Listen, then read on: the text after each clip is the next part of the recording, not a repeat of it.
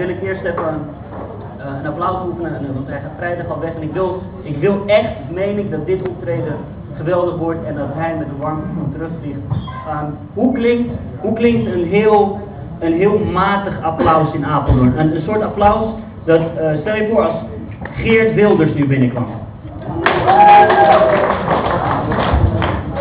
Dat was nog vrij enthousiast. Dat betekent dat ik moet afronden waarschijnlijk. Meneer, u bent het daarmee eens. Ik snap het. Hoe klinkt een middelmatig applaus alsof je net gehoord hebt dat je 1,5% loonsverhoging hebt? Yay! U bent werkloos waarschijnlijk. U bent ambtenaar, dat zit vrij dicht bij elkaar. Werkloos ambtenaar van de staat leef je. Onthoud dat. En ik ga nu vragen hoe een geweldig applaus klinkt. En dan wil ik dat jullie allemaal uit je dak gaan. Is dat afgesproken? Is dat afgesproken? Oké. Mag ik een geweldig applaus voor de enige echte, helemaal van daar vandaan, de enige echte Tom Rome!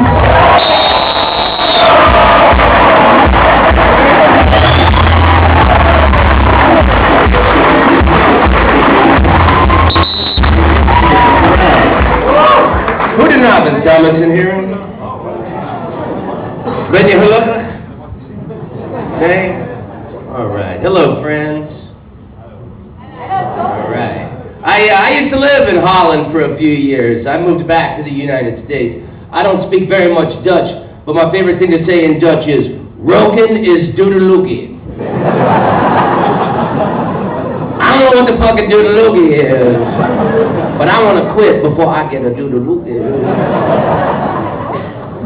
I'm trying to stop smoking cigarettes. It's very difficult. I have to admit, I love cigarette smokers. I don't know any cigarette smokers who are prejudiced. Because all cigarette smokers know, we're all black on the inside.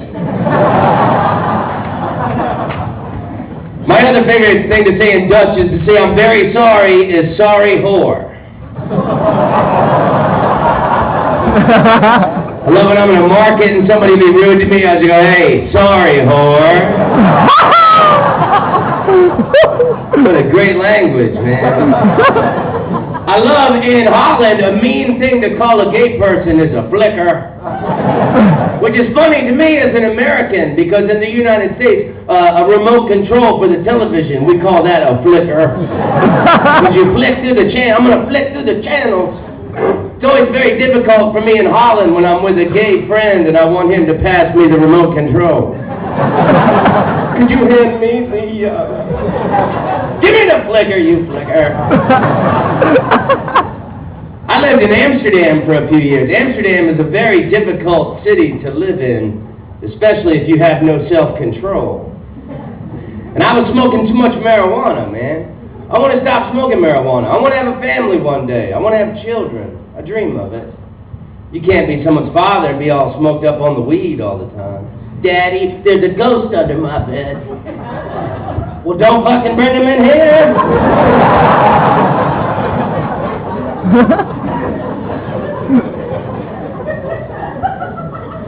Technology is so advanced now. A friend of mine has a camera phone. Have you seen these things? They're incredible. And my friend showed me on his camera phone, he's got pictures of his girlfriend. He's got close-ups of her cookie and pictures of her blowing him. And I'm like, wow, you can do so many things with those. I've got to get a girlfriend. Many years ago, I moved to Holland for a Dutch girl. I fell in love is why I came to your country. And it did not work out. And last year, when I was in Holland, I had lunch with my ex-girlfriend. Do not stay friends with your exes. It's too painful, man. I had lunch with my ex-girlfriend, and she was 7 months pregnant and married to some dude. She's like, I'm having a baby. I'm like, I got an iPod. Sometimes I'll take my iPod to the park and I'll swing it on the swing. I'll slide it down the slide. My iPod never shits its pants. How many songs does your baby know? My iPod holds 8,000 songs. Can your baby shuffle? The iPod is the greatest invention since the blowjob. The iPod, the blowjob, and bitterballing. Those are the three greatest inventions ever. And if you can get all three of them at the same time, then you would truly understand. Deel's a looker.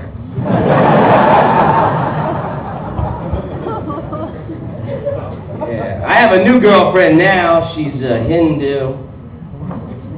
She believes in hundreds of gods. Sex is exciting. She could yell out anybody.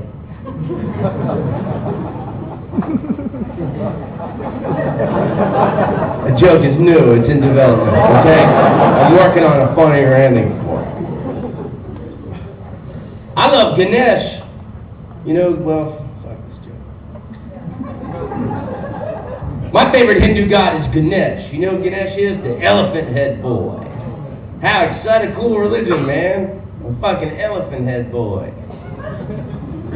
That's cooler than a guy in pain on a cross. Fucking elephant head boy. Ganesh, his father was Shiva, the god of destruction.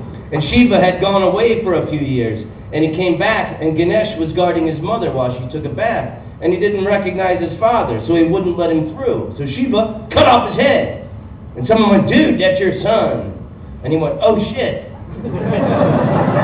And he went into the forest, and the first animal he saw was an elephant. So he cut off the elephant's head, and he stuck it on his son. And that's why you see the image of the elephant head boy in Hindu.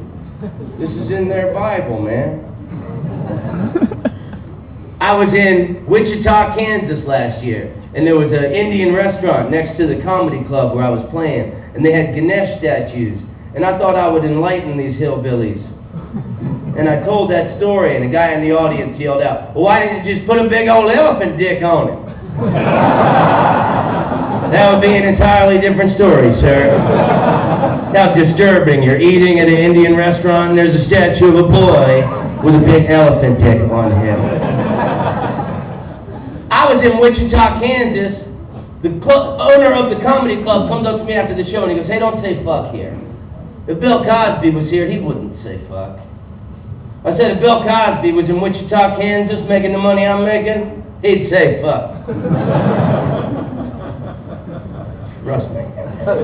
Thank you, sir. Some of my jokes are designed to make one person laugh at a time. Do not be alarmed.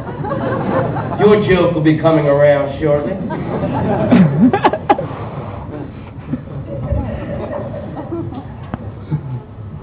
My family are all very hardcore Christians, and they're all overweight. And they're all trying to lose weight on these low-carb diets where you don't eat bread. That's funny, Christians not eating bread. And Jesus said, take this bread and eat it. It is my body. And the disciples said, Jesus, we're all on low-carb diets.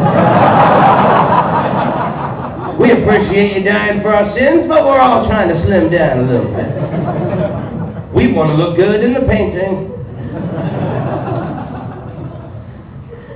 Well, I've been in such a good mood since January, since George Bush is no longer the president. Ding dong, the witch is dead, the witch is dead. I love Obama, man. That guy is magic. Obama flies around on a magic unicorn. I love him. I'm so happy to have a black president. Now we can blame black people for all the problems. I'm so happy that the burden of whiteness has been lifted from my shoulders. Obama's already getting negative news media in the United States. He's only been president 3 months. I think America's afraid. We're afraid once we go black, we'll never go back. White people never say cool shit like that. You never hear, once you go white, you may also enjoy a Sprite. I'm glad America made a change, man. America needed to make a change. I love Elvis Presley. I think Elvis Presley is the perfect metaphor for the United States. Because Elvis started out young and sexy and innovative. And then he became all fat and